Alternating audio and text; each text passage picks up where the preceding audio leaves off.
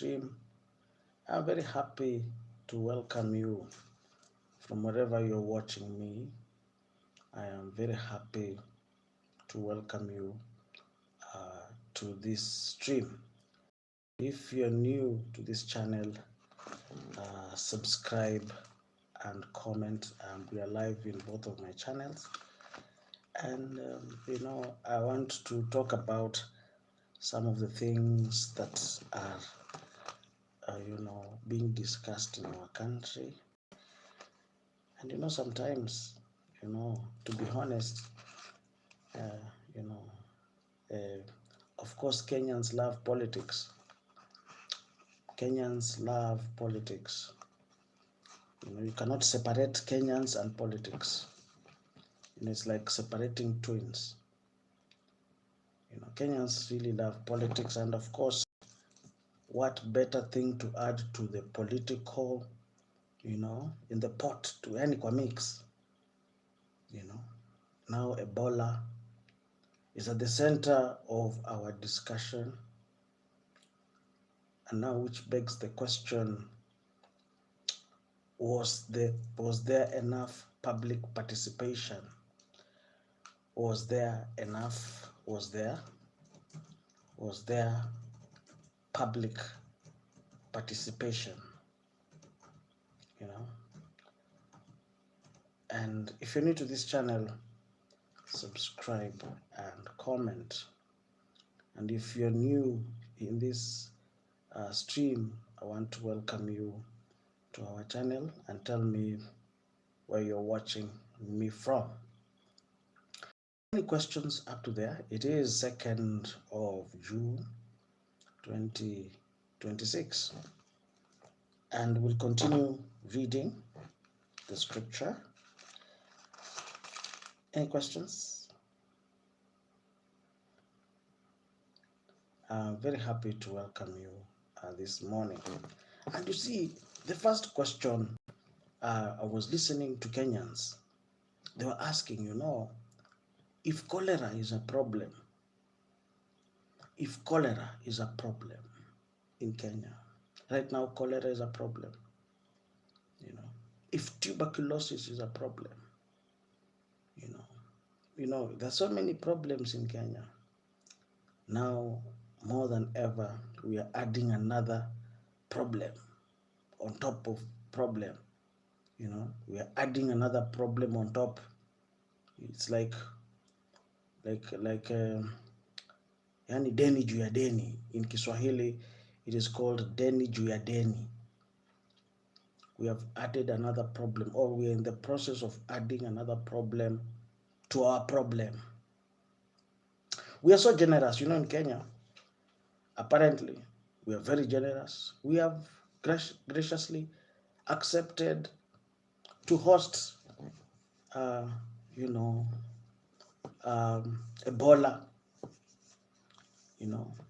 We have graciously, accepted Ebola in our country. And I want to, maybe I'm the one who is not conversant. Welcome, my dear brothers, to this channel. Welcome to the Chariots of Fire, and welcome to my live channel. So I wanted to know, maybe I'm the one who is not informed. But I want somebody to explain to me why we need Ebola in Kenya. For example, if you are writing a composition, can you write why we need Ebola in Kenya? And I was listening to many discussions, also, and I've been following the reactions of people around Kenya and their sentiments surrounding, this particular issue, because this is an issue of public safety, is an issue of public interest, and it is an issue of the Constitution, because, ladies and gentlemen, also the Constitution is there to protect the lives of Kenyans. So we are asking the question, was there violation not even violation, was there gross violation of the Constitution? Was there gross violation of the Constitution? Was there public participation in this issue of Ebola? All right. Was there public participation? Where you are staying, did people come to ask you whether we need Ebola in our country? Did anybody ask you?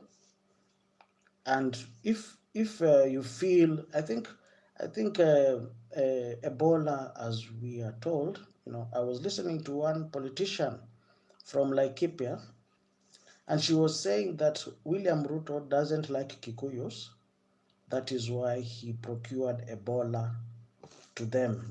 It's a way of finishing Kikuyus. Apparently the Kikuyu are many. So the only way to reduce their number is by introducing Ebola in Kenya. I was listening right now to some of these people say that this is a plan of 2027 to win, and they want to use Ebola as as an arsenal. And I told you Arsenal fans, they say that Ebola is now an arsenal, and I always tell people about Arsenal fans. They really punish us. Ladies and gentlemen, I've been trying to write an essay why we need Ebola.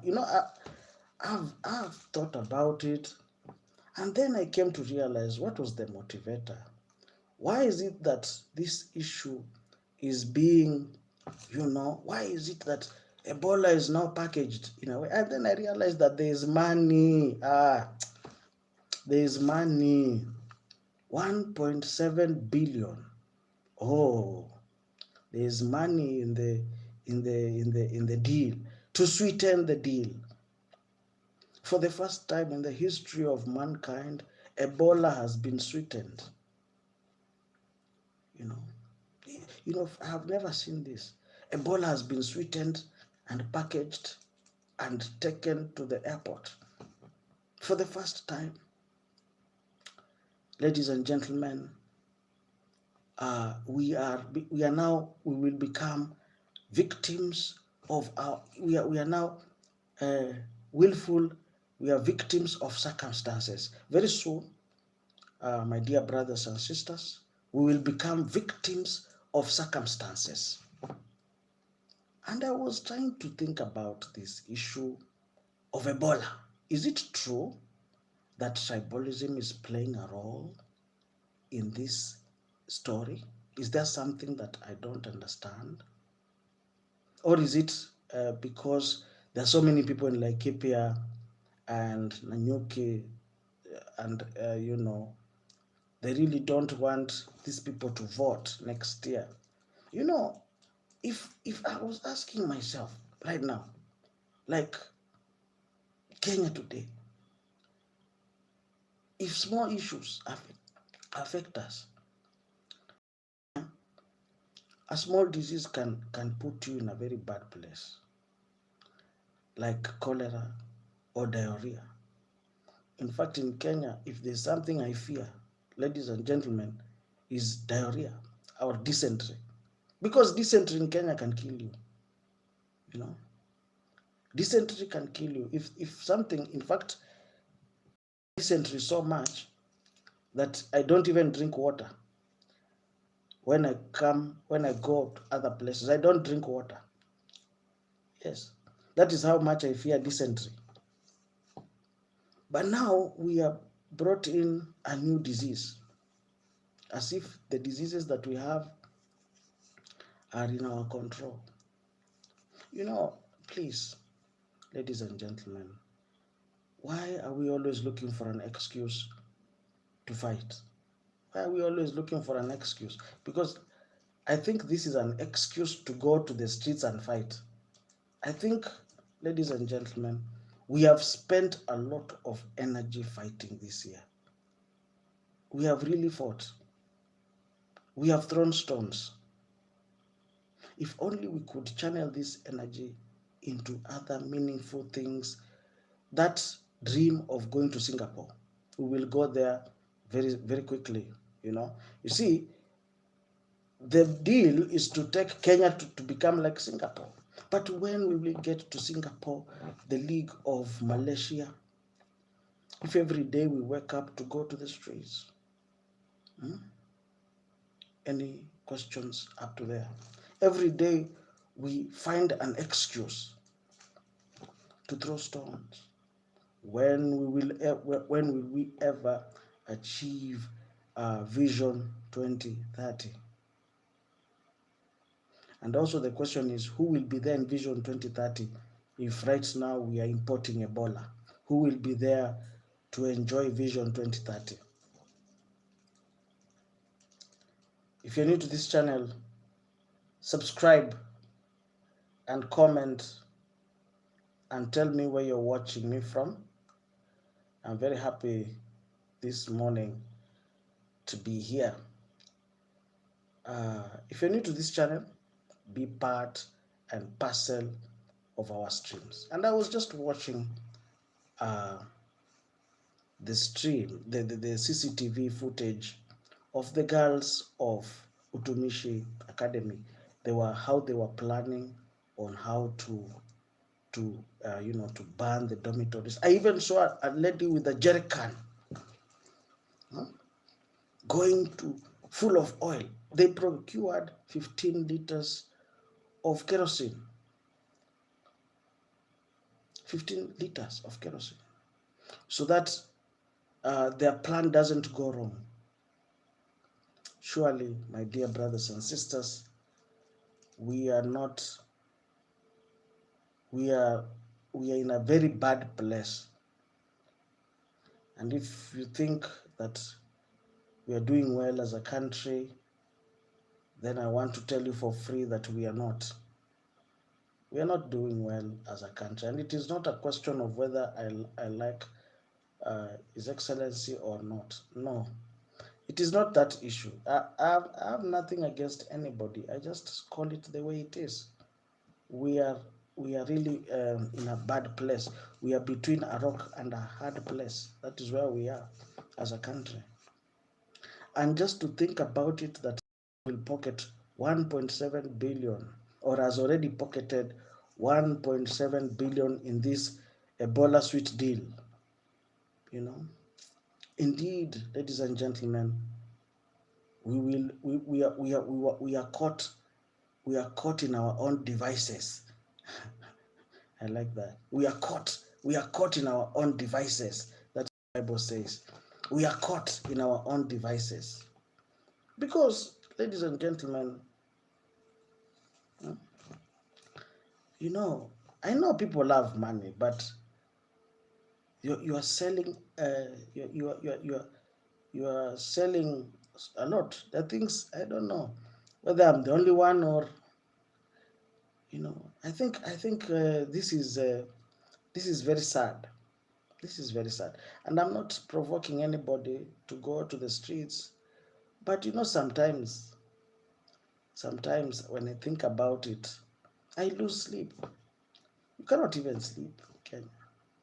Even right now, as I'm speaking right now, students in all the secondary schools in Kenya, they're not sleeping. They're sleeping with one eye like this up to morning. That is the reality of what is happening in Kenya. Nobody is sleeping. All these students from Form 1 to Form 4, they are awake. You can imagine that is how serious it is in our country. I was talking to another student. He came to the hospital. That student was telling me right now, they're all scared. They don't sleep. You can imagine. They're all awake, not willingly. So when will our students rest? When will they actually, perform well in school? How can a child perform well in school once they know? You see, now what has happened is that there's one thing that is happening in Kenya. unbeknownst to our government. There's a seed of suspicion. Everybody is suspecting the other. The reason why Kenyans are going to the streets to protest Ebola is not because they just don't believe anything. Even if you say today that Kenya is acting uh, in good faith, nobody will believe you. Even a class 1 dropout will not believe you that Kenya is acting in good faith, because that is what they're trying to tell us, that we are acting in good faith. We are acting we are acting, we are compliant.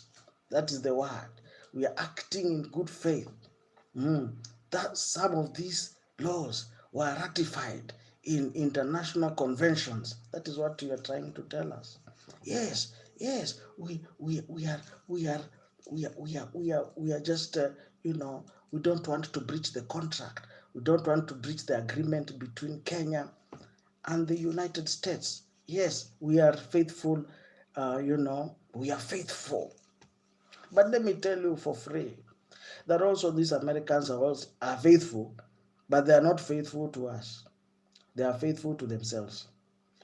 That is why they have not stated clearly and explicitly, without even hiding or without even making any effort to hide, that no American with Ebola is allowed to step in America. They have made it clear explicitly. They have explained it explicitly. If, you see, in this deal, Americans are only faithful to themselves, not to anybody else,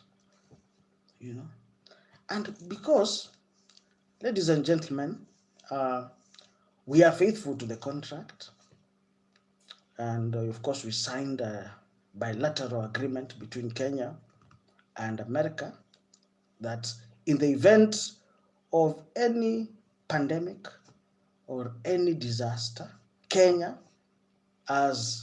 since we are very generous, we are a very generous country, we are generous to our neighbors until we forget ourselves. Have you ever seen somebody who is so generous? You're like the man, it is raining, and you remove your sweater and give another person and say, it is raining, but because I am born again, I love Jesus, please take my sweater and let me hang out in the cold, since I love Jesus. Just take my sweater, it's okay, it's okay. Even if I catch pneumonia, I'll be healed in Jesus' name. Ladies and gentlemen, that kind of reasoning will endanger us one day. That kind of reasoning is what will endanger our country, And I'm asking myself, there are so many problems in Kenya. And these problems, we have not been able to even cover, even solve 10% of the problems, Now we want to add another problem on top of another problem. Ladies and gentlemen, I don't want to say I'm supporting the protests. I don't want to say that. But surely what is happening in our country, or let me put it this way. If you're okay with what is happening in our country and you don't feel any pinch, in fact, you're just eating ugali as normal, you are sleeping as normal, you have no problem, everything is good, you're even gaining weight, your only problem is maybe you're gaining weight. If you are like that, you don't see past your problems, or maybe you have a problem because maybe DSTV, the subscription is over, maybe you have a problem, I don't know, maybe your child is not given bacon in that international school that you have taken your child. I went somewhere, and the parent, we went to a parents meeting. I was invited, and this parent stood up and said, I have an issue with this school. And then the parent was asked, what is your issue? He said, why is my child not given bacon during break time? And if you are that kind of an individual, there are so many, I know. There are many individuals who, they have good problems. If you're that kind of individual and you're good and there's nothing bothering you, if you're that kind of a citizen, there are so many Kenyans. There are different types of Kenyans. If you are good with Ebola, maybe I with the problem. I will say this, let me take responsibility. I'm the one who has a problem. Maybe you guys are good. I'm the one who is disturbed. Maybe my brain is not is just maybe I'm the one with the problem, because it seems that you guys are okay with the Ebola, and I don't know. Sometimes I don't know. If you see if you watch that CCTV of Utumishi girls, and you see these girls, planning in advance, they're advising each other, they're planning, they're advising, they have a mkutano, group think.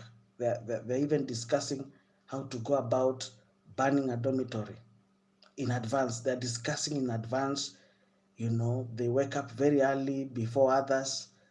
Even each person, they have planned to not wear their slippers, to walk with the slippers in the hand. To if you've been watching that, that clip, and you're sleeping well, you have no problem.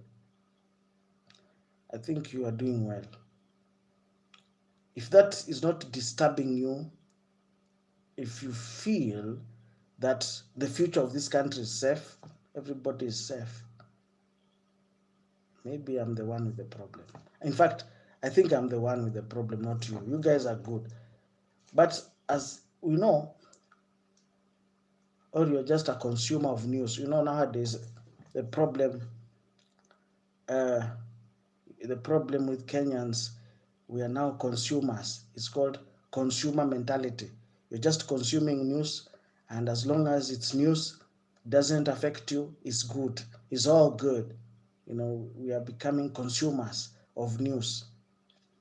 If you are like that and you don't feel harassed, my friend was texting me, told me, KRA have been, calling him. And I said, Kenyans, they're all scared. You're scared of cancer. You're scared of HIV. You're even scared of KRA. You're scared of everything. Oh my goodness. You're scared of Al-Shabaab. Let me tell you the things that scare Kenyans.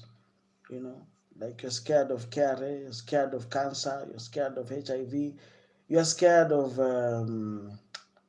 so many things, and now we have Ebola on top of the list.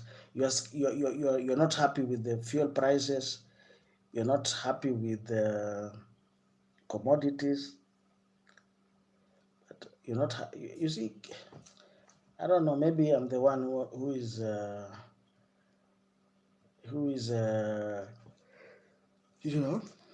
any questions up there, feel free to subscribe and comment, and I'm very happy to be here. Any questions up there? Any questions up there? So right now, it is 4:20 Kenyan time, and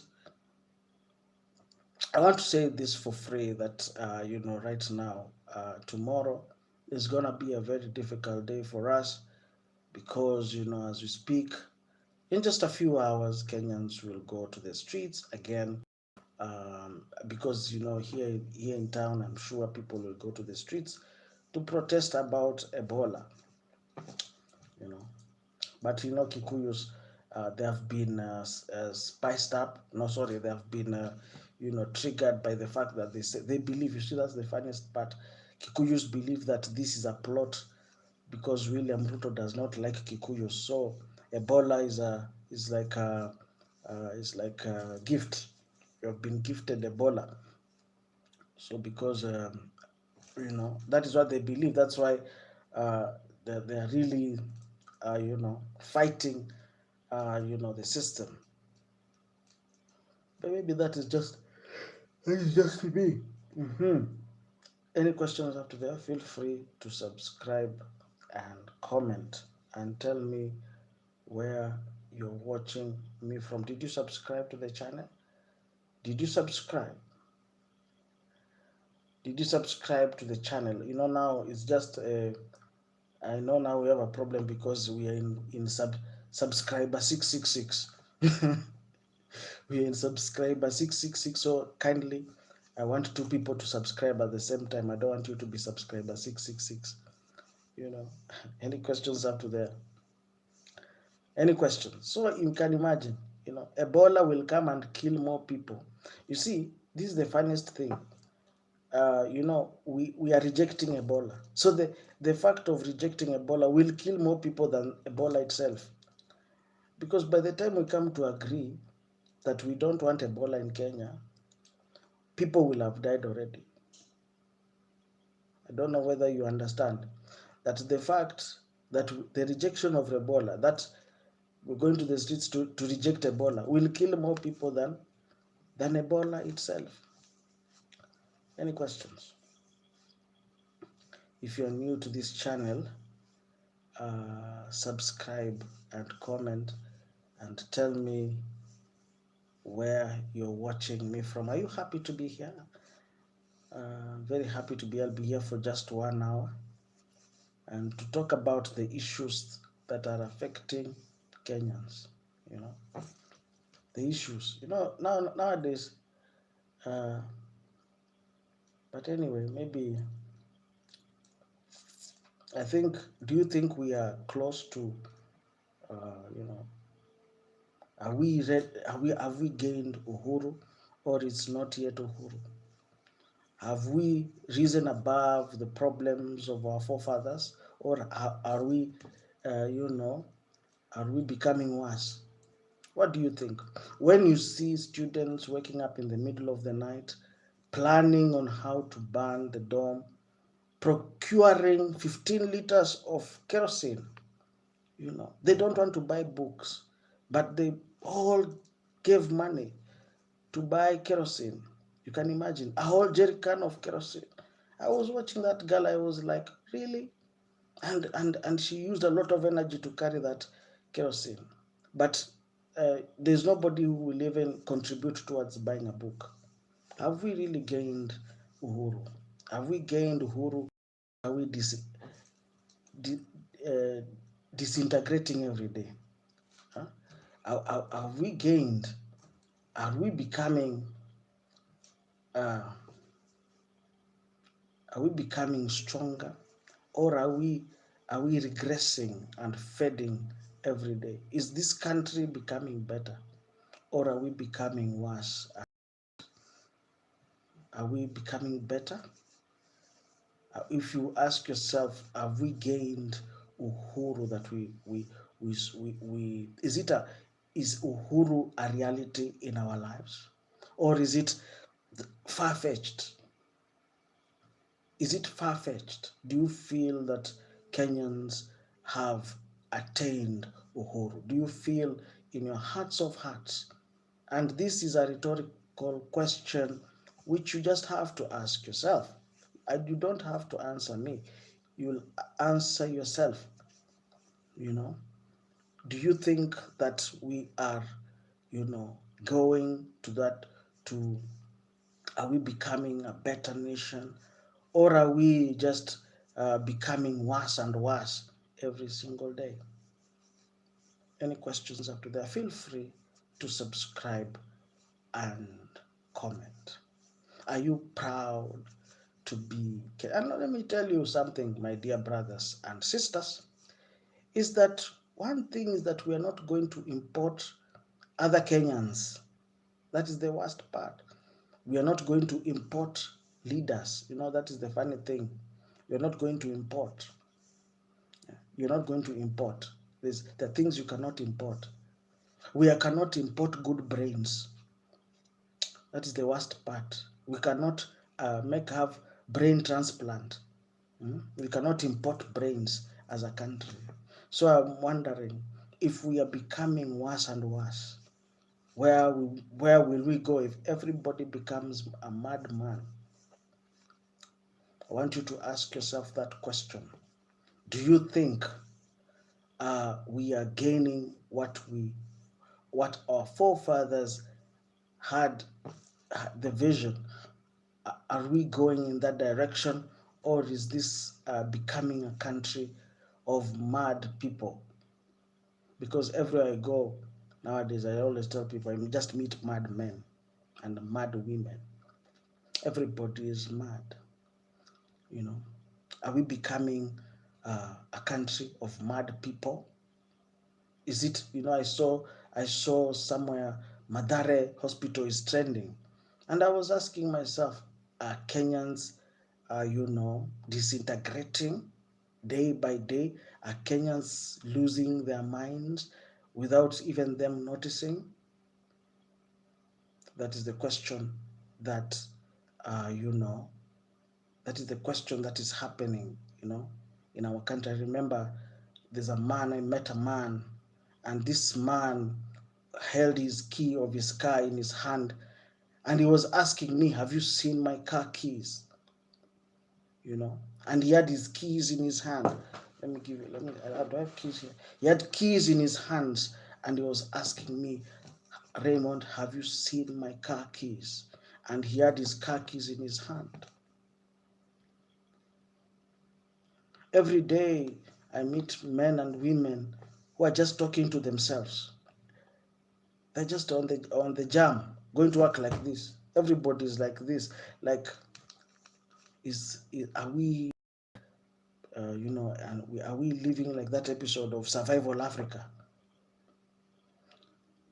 Is survival becoming our goal? The thing is, in Kenya, you're told to survive, just survive.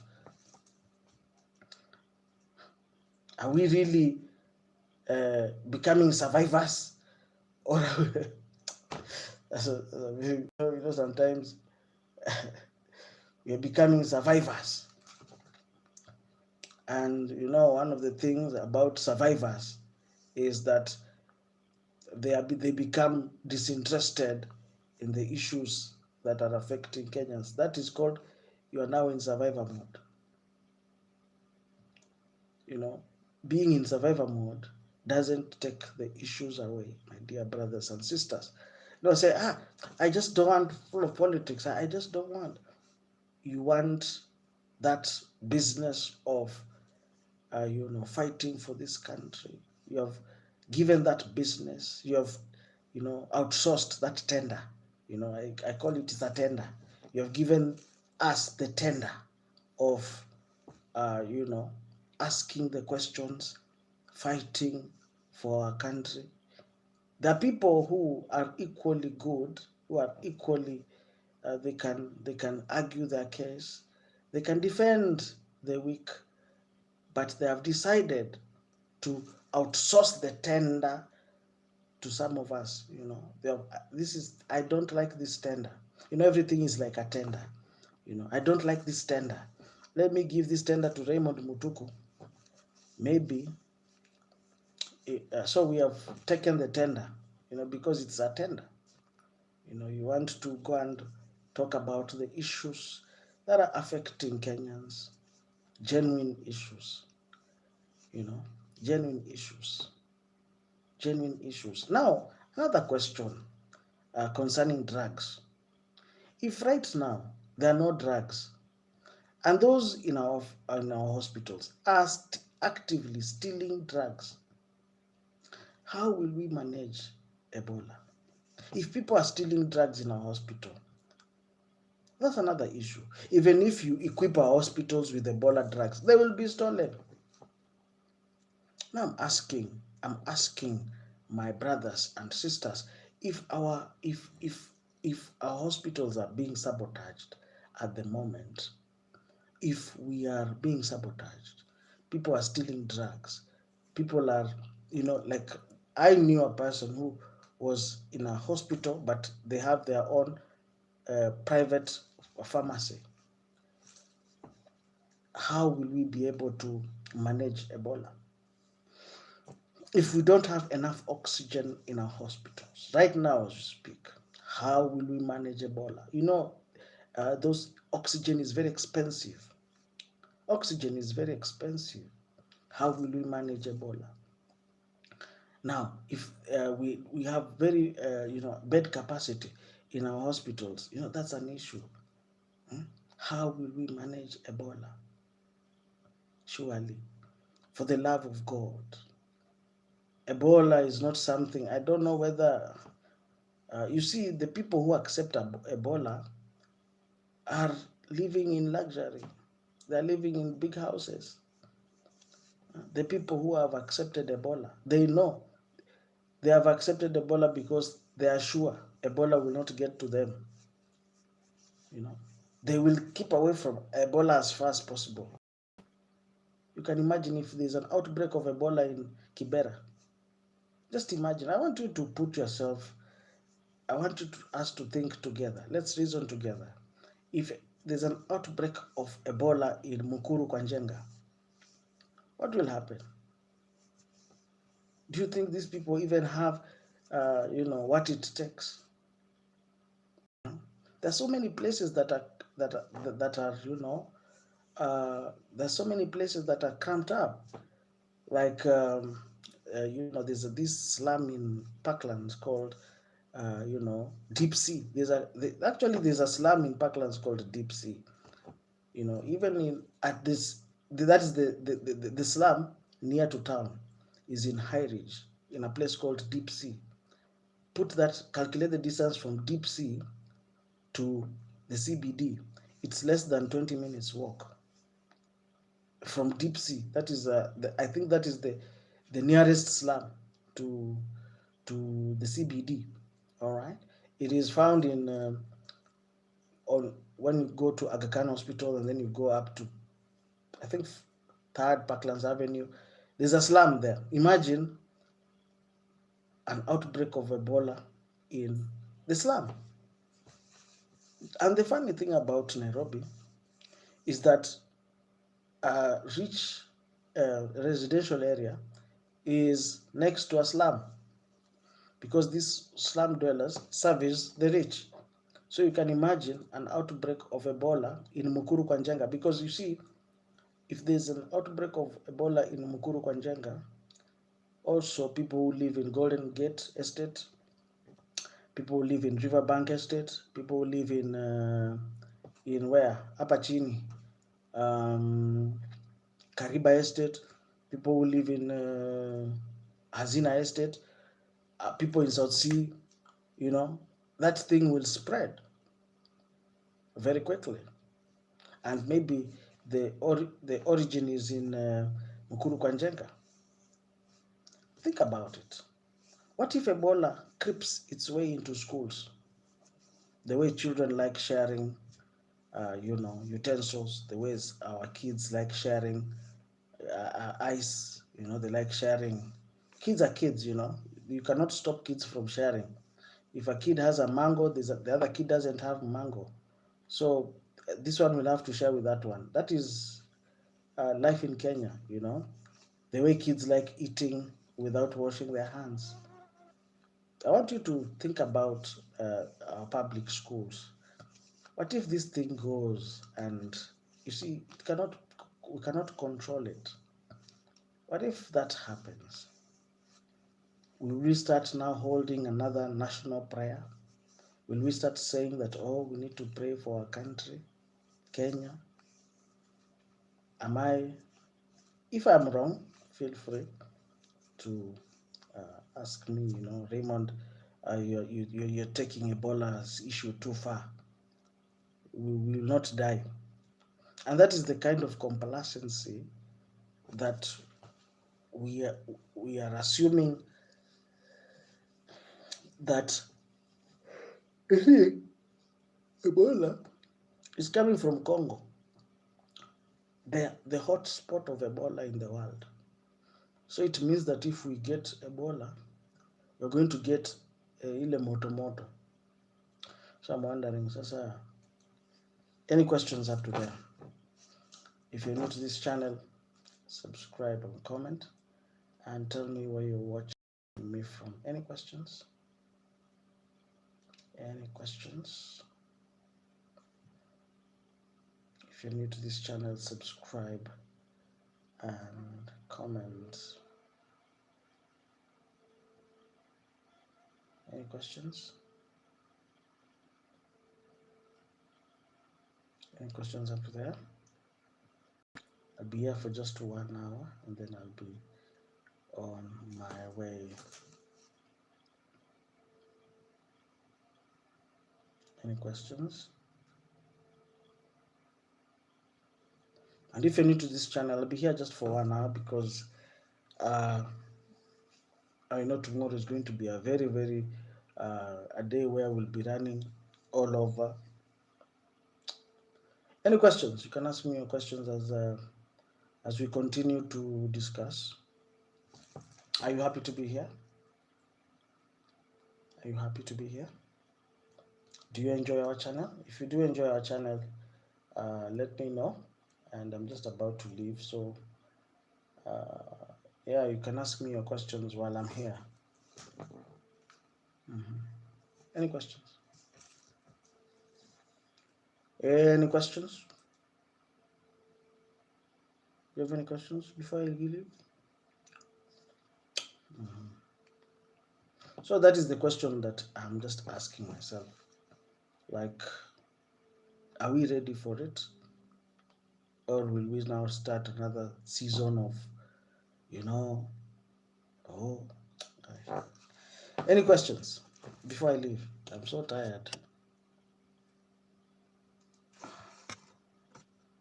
Any questions? Hallelujah. Any questions? Any questions? And also these people who claim that they can heal diseases, please, please, please, stop claiming that you can heal Ebola. No. Because I know that people want to eat. You see, the issue of this Ebola, it will make some people rich. There are people who will start selling bogus products. We're even healing Ebola.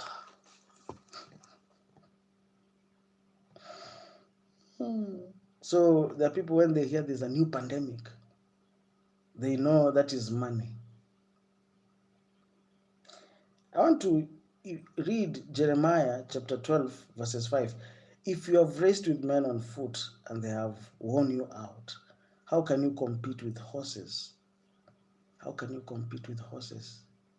If that is the verse. If malaria is wearing us out, HIV is wearing us out,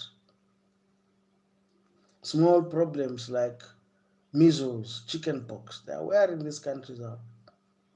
Tuberculosis is wearing us out. What about a disease that is riding on a horse, like Ebola?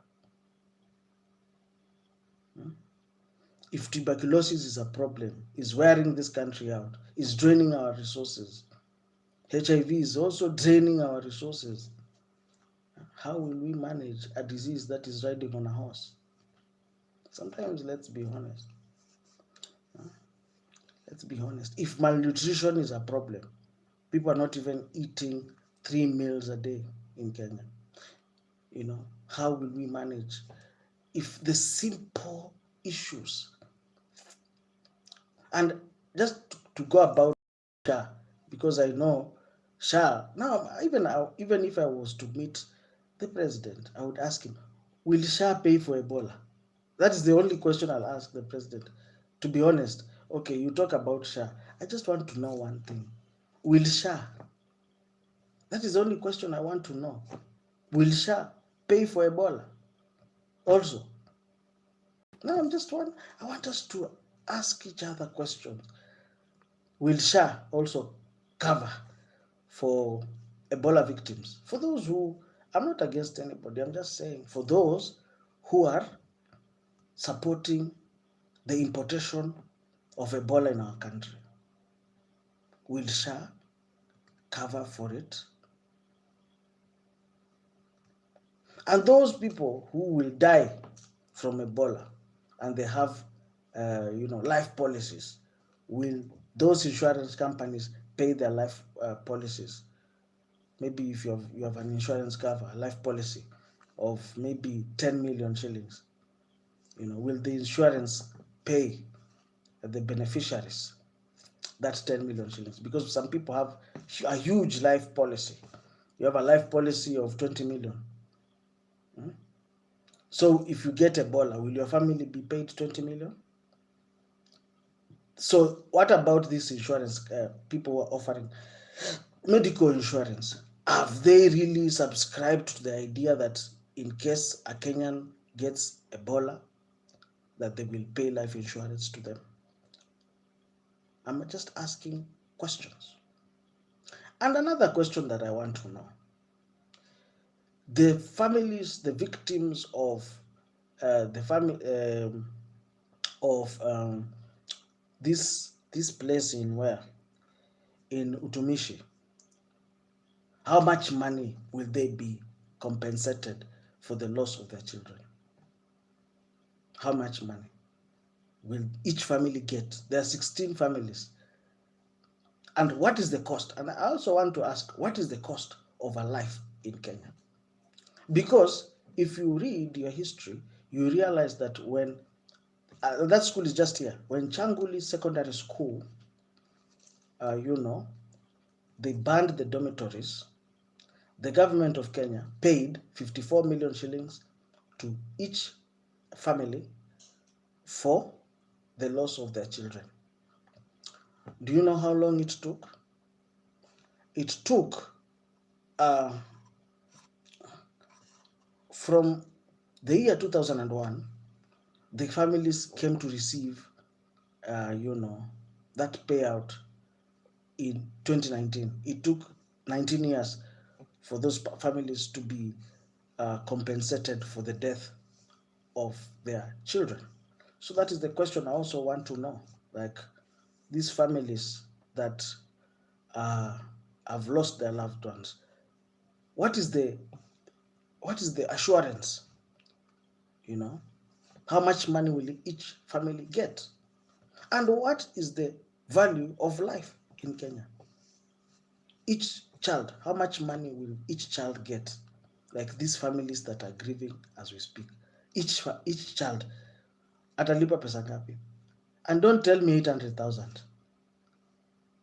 No. And don't tell me 5 million. No. If you ask me how much each family should be paid, they should be paid 10 million each. 10 million each. Is that the cost of life? Every family, 10 million each for compensation. Because also, we want justice, and we cannot get retributive justice. We are going to get restorative justice. So each family should be paid 10 million shillings. Is that a good deal? So you can imagine that is the issue I was talking about. That is the issue I was talking about. And if you ask yourself, will insurance companies pay for life when they see clearly the CCTV footage that was released? Which insurance company will pay for that kind of damage, seeing very well that the children are burning the dormitory? It was not an issue, it was not an accident. They see very clearly that this was a bunch of indisciplined students, which I just want to ask those questions because these are questions that are playing in my mind, like which insurance company is going to pay when they can see very clearly in the CCTV footage that these children, these minors, number one, procured kerosene, 15 liters, 20 liters of kerosene. They planned, they they they they they they assisted each other with ideas on how to burn the dormitory. They they did not even make an effort to hide their faces. I want to ask you guys, which insurance company will pay that kind of, that kind of claim? They will say that this was willful ignorance on the part of the school. Willful ignorance. Do you know the meaning of willful ignorance? They will say that these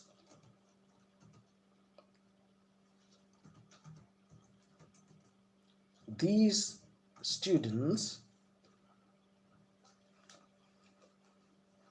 that is called conscientious stupidity.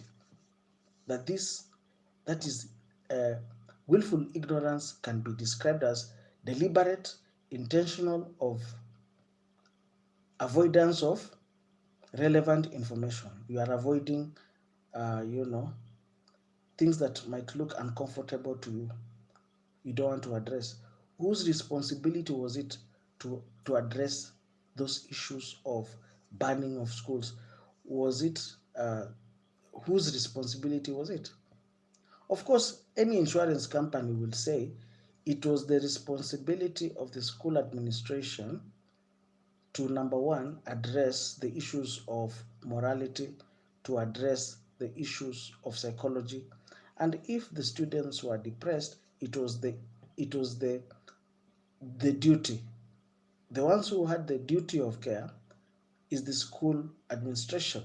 They were the ones who were given that responsibility to teach their students best practices. So which insurance company will pay? Because I know for free, and I'll tell you I will tell you this explicitly, that the insurance companies will try to not pay, because they will say that it is the responsibility of the school administration to teach their children, the law and things that are not acceptable in the society. We together. So now, since we have already addressed that, I'm asking you another question. So who will compensate the parents? Who will take responsibility of compensating the parents? Because as we speak right now, these parents have lost their children. So whose responsibility is it? That is the question that I'll be asking you guys. And yes, of course, the government will end up, will be the fall guys. And if the government becomes the fall guys, how much money are we talking about? These are questions that, and also before I even finish on the issue of how much money will each parent be compensated for the loss of their children, another question I'll be asking is, how long will it take? Because this issue of compensation, how long will it take? Will the parents of these children wait for another 10 years or 20 years for the government to process? Because when Changuli, happened in 2001, it happened on the 25th of March, 2001. All right. During the time of President Daniel Arap Moi. Now, compensation happened on the second term of His Excellency the President Uhuru Kenyatta. A whole 18 years was in that justice denied. Number three, I want to ask you another question. For those students who appeared in the CCTV footage, they can claim that the CCTV footage was not clear enough to recognize their faces. So they can say that the CCTV footage is not reliable and that evidence should not be admissible in a court of law, because clearly that camera, it was dark, so the CCTV footage could not see them clearly. So here, I was listening to some of these guys, and I say what we are having is a miscarriage of justice. Once again, there will be a miscarriage of justice, because now you cannot say, and I'm not being the bad guy here, but I'm just trying to say these students can argue and say that that was not me, because number one, the camera was not clear. Yes, they will say the camera was not clear, and that kind of evidence, the court cannot, it's not admissible in a court of law. In fact, these perpetrators of Utumishi Academy, they're going to win this case by procedural technicality and argue that that evidence was not, that video was shot in the dark, so it was not even clear, and that evidence should not be admissible in a court of law. Because if the video itself was not clear, that is why up to now their names, in fact, there is no media house that is supposed to publish the names of the perpetrators, because they are still innocent until proven guilty, and the threshold of that evidence should be above reasonable doubt. So when you tell me that there's CCTV footage, yet that footage is not clear, it's just blurry, it's not clear, can you identify any student there as a Kenyan? Unless now you're because you see they are seen running, and even a student can say, I was not part of the planning because there was no audio. Was there audio file? I'm just asking us questions. Was there audio file in that CCTV footage? Were they heard planning? Were they heard? Did anyone hear them planning? Yes, maybe they met, but was there an audio file that they were actually planning? Is there evidence to prove that they were planning to? Because here you are saying these students, they did what? They willfully, they were all accomplices to burning the dormitory. But I'm asking you, is there evidence that they were heard planning? Was there? You realize there's no evidence of them planning. Number one, there's no evidence. Is there any evidence? Like the way, the way I'm talking, that is audio file. There's evidence. But I'm asking my dear brothers and sisters, was there evidence that they were hard planning to burn the dormitory? You realize there's no evidence. Now, when you're saying that they went to Cube 11 and all of a sudden the fire broke out, I'm asking my fellow Kenyans, did anyone see them literally, starting the fire? Was there evidence? Because the CCTV footage could not cover Cube 11. Was there evidence? When you think critically, and ask yourself the most important questions, you realize later on that, ladies and gentlemen, there will be miscarriage of justice. That is why these kids are not even supposed to be arraigned.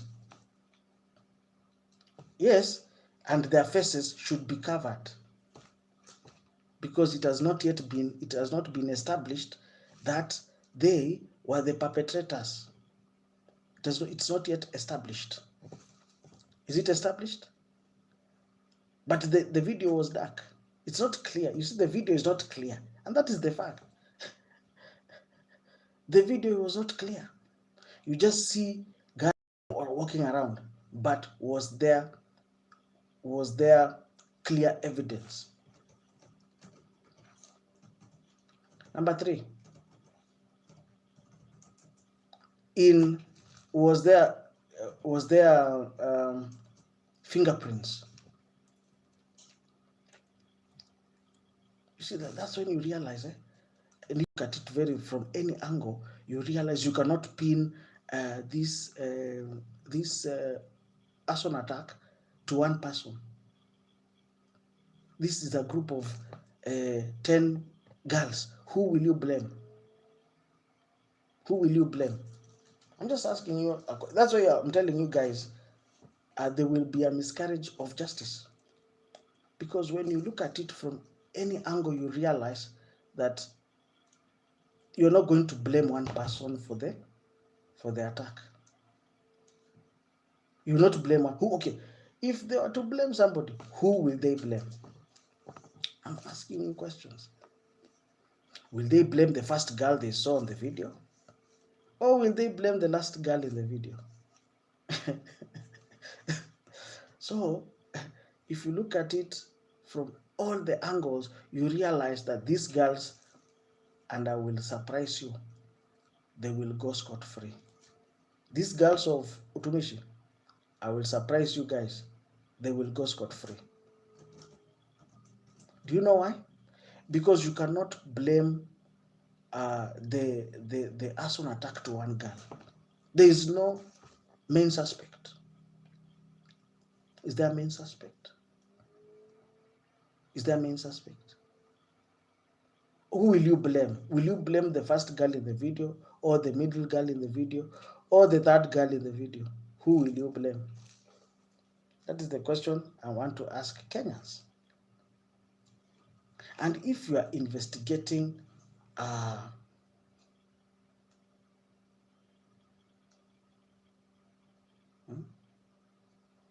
any questions up to there?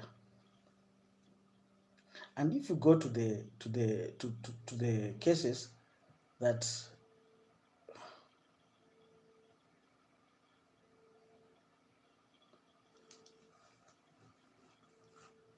all right. Okay, here let's read the letter of the DCI. They say further analysis of the CCTV footage conducted in collaboration with the teachers has enabled the investigation team to confirm the identity of the 7 students who participated in the arson before escaping the scene. Good. Of the 8 suspects previously arrested, 6 have been positively identified and confirmed through the footage. The 7th identified student was among those earlier released to their parents and is currently not in custody. Now, I want to ask the question, the people who are doing the investigation, our investigators, I want to ask you, why have you not arraigned them? Why have you not, publicly released their photos? Can I surprise you?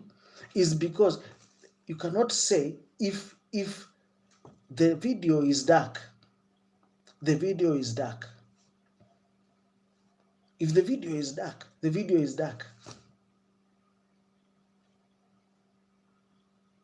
You cannot say we have positively identified. No. You cannot take that evidence out of law because the video was dark. Which court of law will positively say that this is, you see, this video has light? So I want to ask you, ladies and that's why I'm telling you there will be a miscarriage of justice. Because, ladies and gentlemen, those girls can be positively identified by the teachers, but they cannot be positively identified by any other person in the courtroom. The teachers can say this is so and so, she looks like so and so.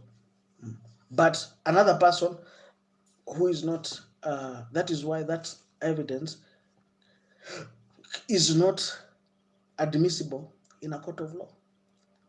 Are we together?